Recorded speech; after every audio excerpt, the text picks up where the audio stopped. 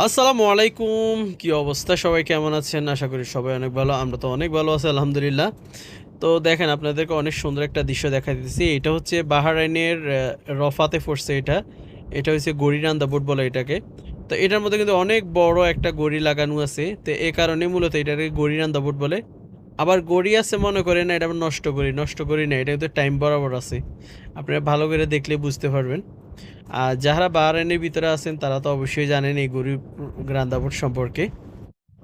তো যারা জানেন তারা তো জানেন, আর যারা জানেন না তারা আমার ভিডিওটা সম্পূর্ণ দেখবেন, অবশ্যই একটু হলেও বুঝতে পারবেন। তো যাই হোক, এই তো কথা বলতে বলতে চলে যেতেছি রফা। তো রফা একটু কাজ ছিল আজকে, তো এই কারণে চলে যেতেছি। তো রফা বলতেছি কেন, যারা বাহারাইন থাকেন তারা অবশ্যই জানবেন আমি কোথায় যেতেছি। তো এটা রফা হচ্ছে বাহারাইনের একটা সিটির নাম। তো ওইখানে যাইতেছি, একটু কাজ ছিল।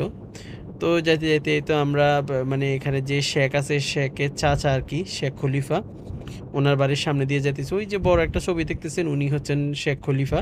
তো এখন অবশ্য উনি নাই, উনি মারা গেছেন। তো ওনার বাড়ির সামনে দিয়ে যাইতেছি, তো সরি সামনে দিন, ওনার বাড়ির পিছনের সাইডে দিয়ে যাইতেছি আমরা। তো পিছনের সাইডের গেটটা মাশাআল্লাহ এত বড়, তাহলে চিন্তা করে যে এটার মেইন গেটগুলো কত। এখানে পিছনের সাইডে বড় বড় দুইটা গেট আছে, তো সামনের গেটগুলো তো আরো বেশি বড় হবে। তো যাই হোক, এই তো কথা বলতে বলতে প্রায় চলে আসলাম।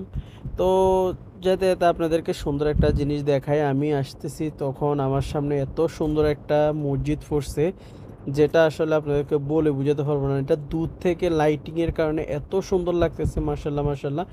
যে কোনো মানুষ দেখবে এই মসজিদটাকে তারা মুগ্ধ হয়ে যাবে। তো যাই হোক, ভিডিওটা অনেক লম্বা হয়ে গেছে। তো সবাই অবশ্যই সবাই কমেন্ট করে জানাবেন ভিডিওটা কেমন হয়েছে। তো সবাই ভালো থাকবেন, আল্লাহ হাফেজ।